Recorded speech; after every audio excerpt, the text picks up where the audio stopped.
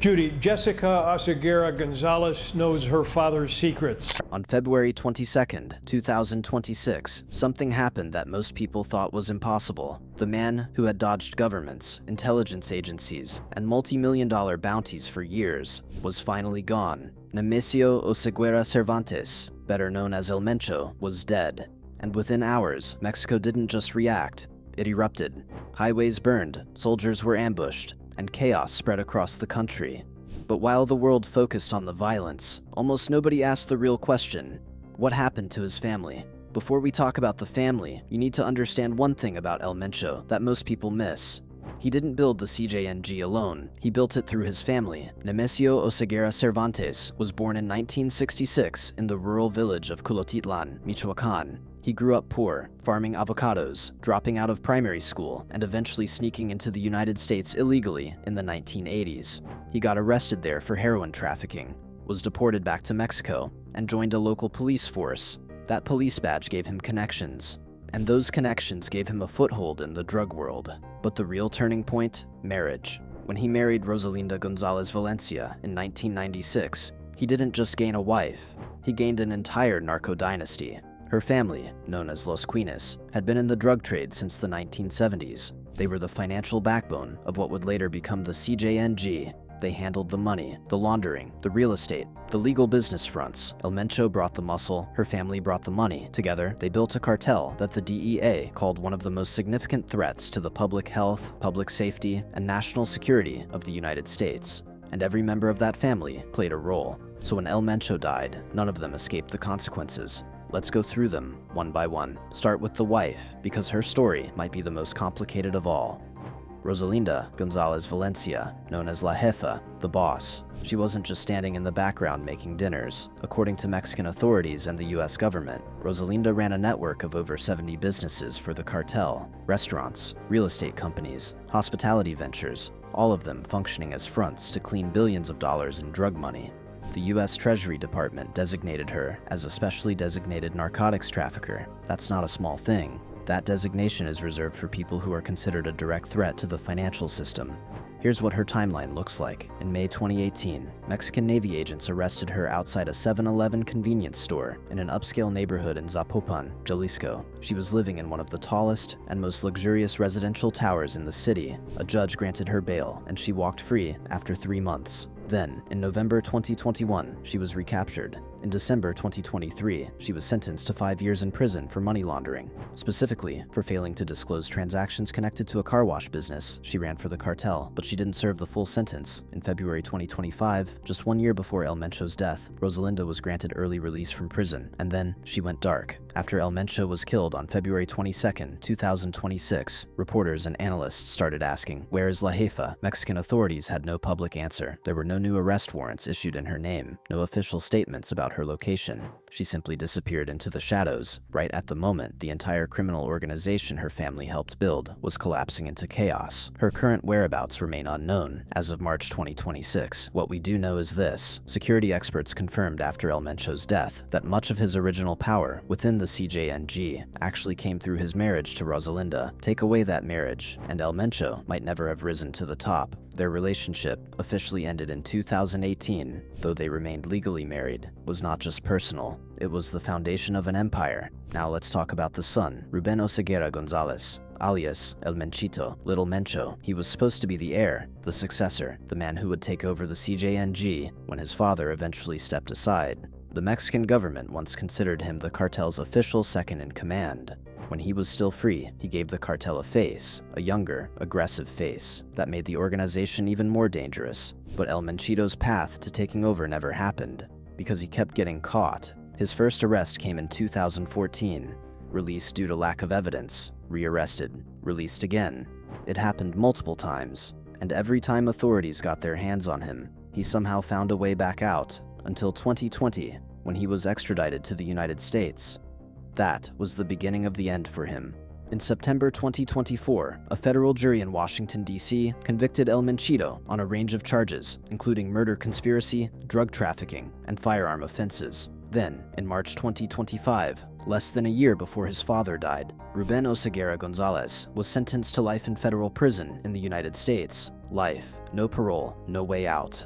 When El Mencho was killed in February 2026, his only son was already behind bars in the United States, with no possibility of ever running anything. Security analyst David Saucedo told CNN directly that because El Menchito was jailed in the US, the line of succession within the CJNG has been broken. There was nobody from the bloodline left to take over. For a cartel boss who spent decades building a dynasty, losing his only son to a life sentence right before his own death meant that the dynasty ended with him. El Mencho had 2 daughters. Let's start with the older one, Jessica Johanna Oseguera Gonzalez, alias La Negra. She was born in San Francisco, California, which means she holds both US and Mexican citizenship.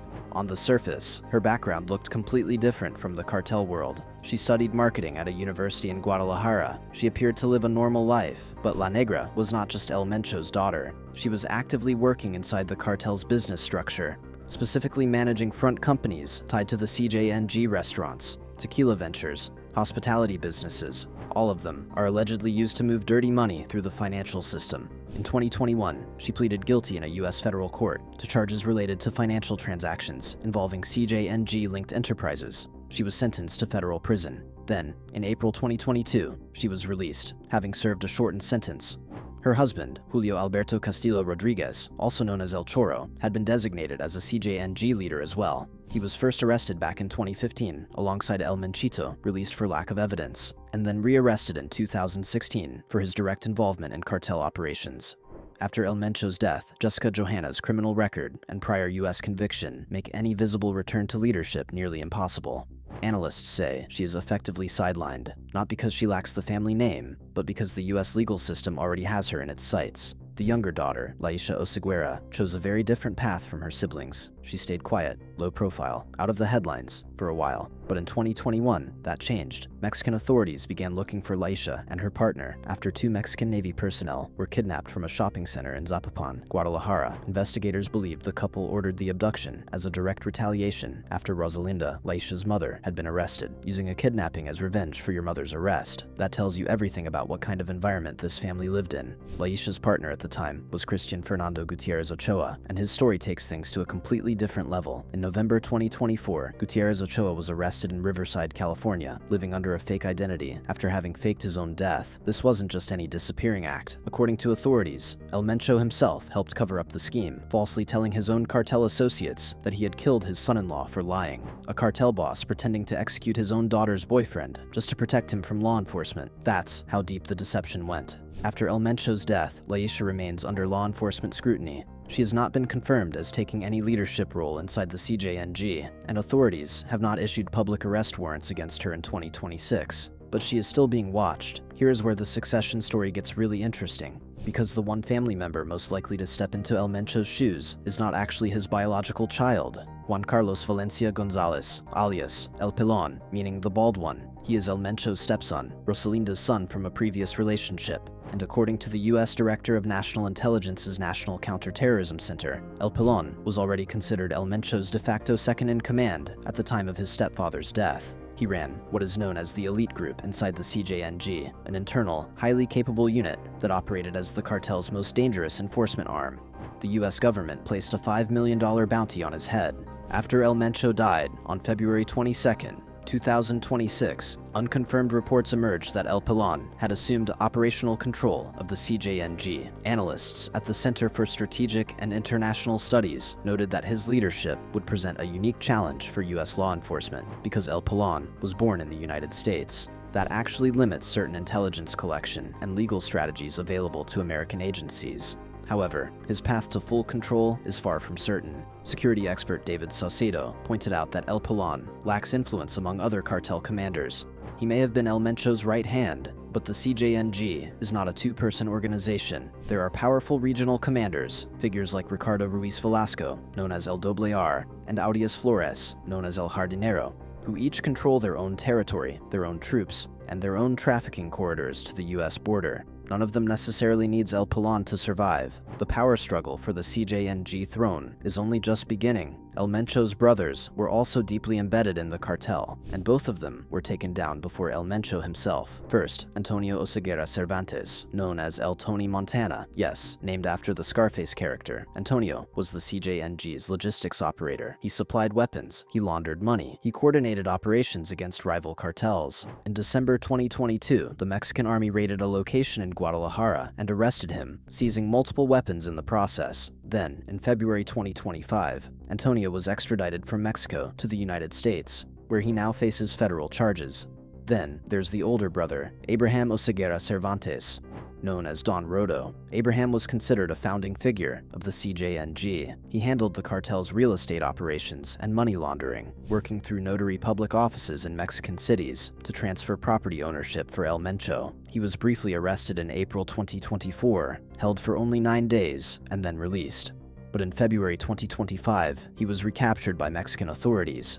As of February 2026, the same month El Mencho died, Abraham was still in Mexican custody, with no confirmed transfer to US jurisdiction yet. Both brothers are locked up, both are facing serious legal battles, and neither of them is in any position to protect the family name from the courtroom. So here's the full picture. El Mencho's son is serving life in a US federal prison. His older daughter has already been convicted in the US. His younger daughter is under investigation. His wife is missing from public view. Both of his brothers are locked up. His stepson is a fugitive with a $5 million bounty on his head. And the cartel itself, still standing, still dangerous, still operating. Experts from the Center for Strategic and International Studies put it plainly after his death. Eliminating El Mencho is a major tactical victory, but it does not dismantle the CJNG. The cartel still has the capacity, in their words, to set half the country on fire. The CJNG proved that within hours of El Mencho's death, over 252 violent incidents across 20 Mexican states, blockades, burning vehicles, armed confrontations that killed 25 National Guard soldiers. The cartel even sent mass text messages to civilians in multiple cities, warning them to stay indoors or face consequences. One of those messages bluntly stated, "Mencho is here to stay." Guadalajara, one of the host cities for the FIFA World Cup 2026, was at the epicenter of the violence. That sent shockwaves all the way to Washington. The CJNG is not dead. But without El Mencho, without a clear successor from his bloodline, without a family structure to hold the organization together, experts believe it will fragment. Multiple powerful commanders will fight each other for control of trafficking routes. The violence that follows could be worse than anything that came before. El Mencho spent 15 years as the ghost that governments couldn't catch. He built his empire on one thing above everything else: family. His wife's clan gave him money and power. His son was supposed to carry on the legacy. His brothers kept the machine running. His daughters managed the front businesses. His stepson commanded his most elite fighters. But one by one, the family fell apart. Years before a Mexican army operation in Tapalpa finally ended El Mencho himself on February 22, 2026. His son is in prison for life. His brothers are locked up. His wife is hiding. His daughters face legal walls that keep them out of power. And his stepson, the last man standing, is on the run, with a multi-million-dollar bounty on his head and a cartel in chaos behind him. The story of El Mencho's family is not just a crime story. It's a story about what happens when you build everything on blood ties and brutal loyalty, and then the blood runs out. The CJNG is still out there. The drugs are still flowing. The violence is still happening. But the family that started it all, they're scattered, imprisoned, in hiding, and fighting just to survive what their father built. One last thing worth knowing. When El Menchito was sentenced to life in prison, the US Department of Justice didn't just lock him away. They also ordered him to forfeit over $6 billion in drug trafficking proceeds. $6 billion. That's the scale of money this family was moving. And here's something that quietly came out after El Mencho died. At the time of his death, he was no longer with Rosalinda. He had a completely different romantic partner. The marriage that built his empire had quietly ended years before he did. Security experts also pointed out one more thing. Rosalinda may still hold the real power here, even from the shadows. Analysts believe she could throw her full support behind her son El Pelon to make sure a Valencia blood tie still sits at the top of the CJNG throne. Because of this family, power was never just personal, it was always business. If you found this video informative, hit the like button and subscribe. We cover stories like this every week. Drop a comment below. Do you think the CJNG will survive without El Mencho? Let's talk about it.